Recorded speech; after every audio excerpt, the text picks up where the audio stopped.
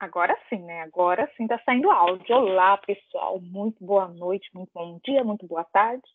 Para você que veio aqui ver mais uma aula de prática constitucional. Não sei qual horário que você vai assistir essa aula, mas espero que você esteja empolgado aí com a continuidade das nossas aulas, certo? Bom, após aí um tempinho de provas, né? Vamos voltar à nossa prática. A gente fez 2 peças na prática constitucional. Então, só lembrando do nosso caso, nós temos a dona Maria com sua filha Ana, que se dirigiu até uma empresa provedora de internet na sua cidade de Taubaté, para adquirir lá o pacote de TV a cabo de internet que ela queria, né? No entanto, ela foi induzida a uma venda casada para comprar um celular e uma linha fixa da qual ela não tinha necessidade. E, além disso, no momento da instalação, a internet foi instalada, porém a TV a cabo não o foi. Por conta disso, além disso, houve um atraso na execução do serviço, né, para colocar a internet na casa dela, que fez com que ela perdesse a entrega de um trabalho, porque ela é tradutora.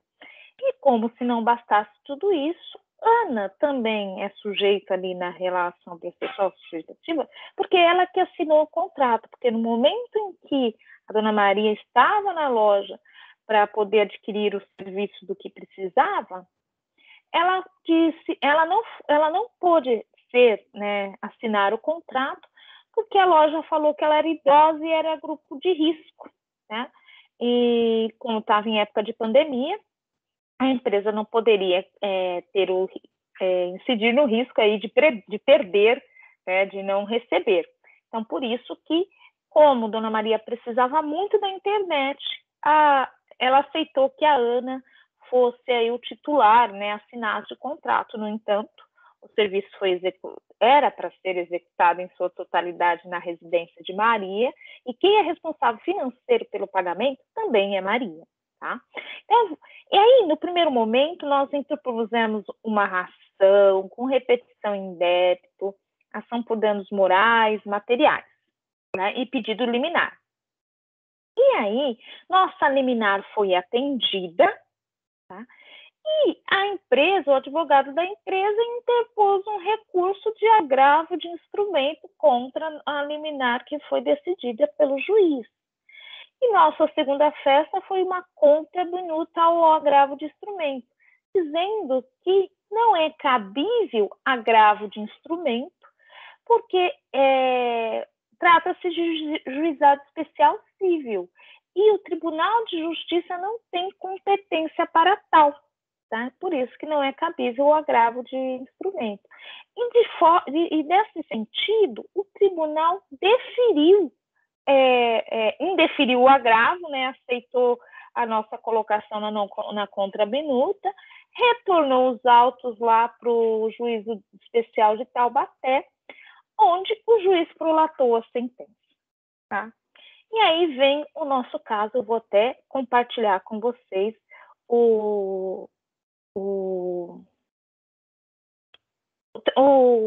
a situação problema, né? Vamos ver, creio que está aí na tela. Ó. Então, vou ler todo, porque eu já falei quase todos, né? Veja que, no fim, Maria quer reaver, né, os valores desprendidos por conta dos telefone e do celular, tá? Mas o dano material causado ao imóvel na hora da instalação, que acabou quebrando paredes e arranhando o chão, mas o dano moral em virtude do preconceito por Maria ser idosa. Tá? Então, Maria deseja recuperar os valores indevidamente cobrados pela instalação e exige que o serviço de televisão a cabo contratado, que está sendo pago, seja efetivamente instalado em sua residência, e que o telefone fixo seja desinstalado, assim como a cobrança de sua utilização seja cessada. Além disso, nós pedimos também as indenizações por dano morais. Aí, o agravo de instrumento interposto pela ré no Tribunal de Justiça, né, não foi conhecido. Lembra aquele agravo que a gente interpôs a contraminuta? Então, não foi reconhecido, ou seja, foi acatado a nossa contraminuta. Foram integralmente acolhidas as razões da contraminuta juntado pelo advogado de Josué. Lembra-se que vocês representam o Josué, né? Estão na figura de Josué. A respeito do descabimento do recurso e da incompetência do Tribunal de Justiça para julgamento, sendo assim mantida a liminar do juiz de primeiro grau. Certo? Então, manteve-se a liminar. Então, olha aqui o caso agora. A terceira peça, a ação de indenização, combinada com a ação de obrigação de fazer perante o Juizado Especial Civil de Taubaté, proposta por você aí, representando o Josué, no papel de Josué, foi julgada procedente. Então, veja, a sentença saiu procedente. Nós ganhamos, né? Foi aceita a nossa petição inicial. No entanto, o magistrado nem sequer mencionou na sua sentença os pedidos referentes à indenização por danos morais e materiais na inicial. Olha que interessante. Foi procedente, mas não foi, foi sintra petita, foi julgamento inferior àquilo que foi pedido. Faltou falar mais alguma coisa.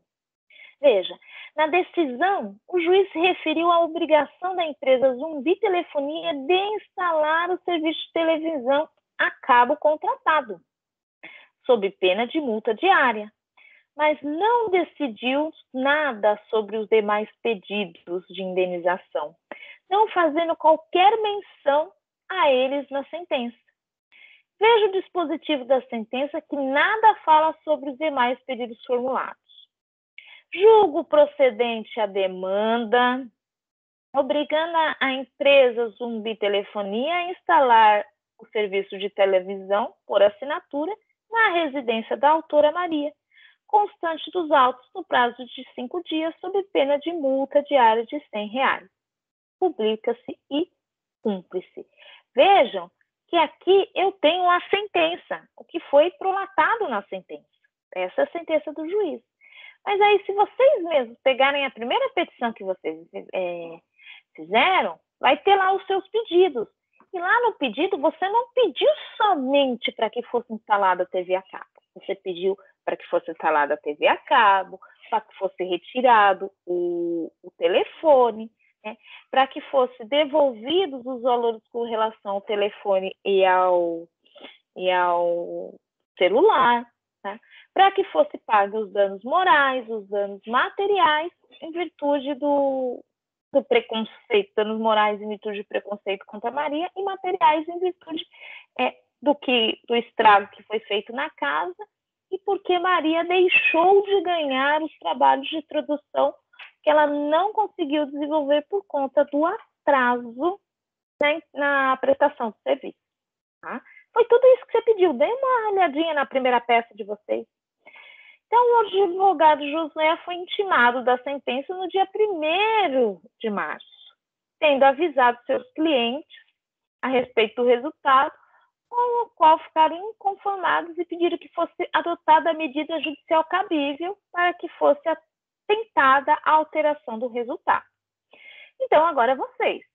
Agora é vocês que vão ter que aí colocar a peça processual cabível. Tá? Para isso, eu fiz um esqueletinho aqui para ajudar vocês, tá? Para desenvolver essa peça. Bom, aí fica fácil. Se eu estou diante de uma sentença que ela é omissa, o recurso cabível é embargos de declaração. Por quê? Porque falta dizer. Veja que a ação foi julgada totalmente procedente, foi julgada procedente, porém, o juiz precisa especificar o quanto da indenização, precisa especificar todos os outros direitos, inclusive fundamentar. Está lá no artigo 92, inciso 10 da Constituição, ele precisa fundamentar a sua decisão, certo? Então, a nossa peça vai ser de embargos de declaração, pedindo para que o juiz se manifeste sobre os pedidos não mencionados, tá? Então, vamos lá. A primeira coisa, endereçamento. Eu não estou fazendo um recurso de revisão, né? Eu estou fazendo um recurso para elucidar, esclarecer a sentença. Então, é um recurso dirigido ao próprio juiz prolator da sentença. Tá? Tá lá no 1022 do Código de Processo. Não esqueçam de indicar para nós, sempre na peça, a prioridade, né, do idoso, que a peça contém aqui a prioridade do idoso. Sempre indique nas suas peças quando tem um idoso. As partes, o embargante e embargada. Embargante é a Dona Maria e a Ana, que, por mais que tiveram o processo julgado procedente, não tiveram todos os pedidos avaliados. Tá? Embargada é contra quem é a parte contrária, né? Parte ré. E aí eu parto para qualificação, tá? Dona Maria, tá? Coloco os dados que o problema traz, tá? Quando não traz, coloco o XXX, certo? Qualificação representada por seu advogado, com procuração ex, venha Vossa Excelência ao pôr presente embargos de declaração. Não pode esquecer do nome da peça, porque pontua lá na hora da correção do tutor. Tá? Embargos de declaração da sentença proferida por esse juizado especial, tá? De folhas tal, eu não sei a folha, então deixo em branco, só coloco aqui, foi proferida. Né? E aí começa, a primeira coisa, eu vou falar dos fatos. Quando eu estou falando dos fatos, eu não vou contar toda a historinha que aconteceu com Maria. Eu preciso falar dos fatos que ensejaram nos embargos, ou seja, que a sentença foi prolatada, que foi prolatada procedente à ação, dizendo que a empresa Zumbi deveria instalar a TV a cabo. No entanto, dizer que a sentença deixou de observar os pedidos formulados lá na inicial. E aqui é importante que vocês repitam aqueles mesmos pedidos da sua primeira peça, tá? O que foi pedido? E tem 1, 2, 3, 4. Escreva os pedidos da inicial na sentença. De forma que você esteja ali nos fatos já demonstrando aonde está a omissão. Olha, o senhor só falou da instalação da TV a cabo. Não falou dos danos morais, dos danos materiais, não falou da venda casada, etc. Tá? Isso tudo tem que estar no fato. Lembre, o fato é aqueles que estão na petição de vocês, né, no problema, porém, não é para copiar, né? Vocês parafraseiam, mesmo porque no problema não estão os pedidos, né? Os pedidos estão na sua primeira peça. E aqui o direito é bem simples, bem objetivo, porque como você só quer que o juiz se manifeste sobre aqueles pontos que ele foi omisso, você só tem que explicar que o cabimento dos embargos de declaração, né, que está lá no fundamento do artigo 1022, inciso 2, cabe embargos de declaração quando a sentença for omissa. Tá? Depois falar da tempestividade, tá? Lembrando que o prazo para oposição de embargos de declaração são 5 dias a contar aí da sentença, tá? A sentença foi proposta em março, né, dia 1º de março, então você tem 5 dias para propor esse embargo de declaração. Só isso. Né? Um parágrafo só é suficiente para você falar da tempestividade. Né? E, por fim, o pedido. Veja que essa peça é muito simples. 2, 3 laudas, no máximo, você já consegue desenvolver. Né? No pedido, você precisa recorrer, e aí vai ser numa linha só, numa frase só, tá? Uma linha só não, numa frase só, de 5 linhas mais ou menos, né? Que seja conhecido e provido, né, o recurso de embargos, que o juiz né, complemente a omissão apontada, né, por isso que você indica os pedidos lá da inicial que não foram apreciados na sentença. E, além disso, como os seus embargos podem ter efeitos modificativos pela própria natureza, porque o juiz deixou de apontar aí alguns pedidos, então ele provavelmente pode ter efeitos modificativos.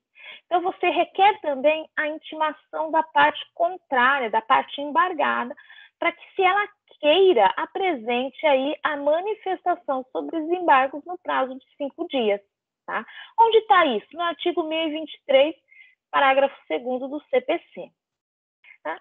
Encerra aí, finaliza nesses termos, pede deferimento, local e data e o nome de Josué, que é o advogado ao qual vocês representam, certo?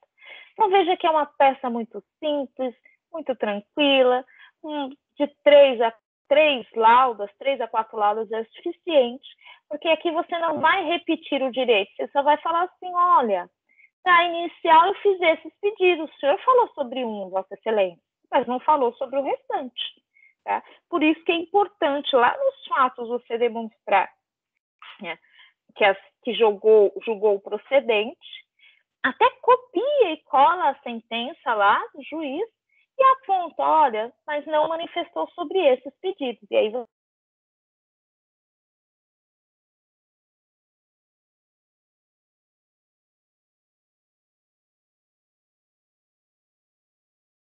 cargos de declaração de forma bem sucinta, bem objetiva, né? Uma peça bem tranquila de se fazer, tá? E lembrando que os prazos começam aí para serem entregues, os prazos para ser entregue começa dia 20, então, da semana, para que vocês possam ter essa devolutiva do tutor e ter tempo de corrigir. Se apressem, qualquer dúvida, eu estou no plantão nas quintas-feiras pela manhã, das 11 às 11h30, e nas segundas-feiras à tarde, das 18 às 18h30. Bom? Fiquem bem, um beijo e a gente se encontra na próxima semana. Beijo, tchau!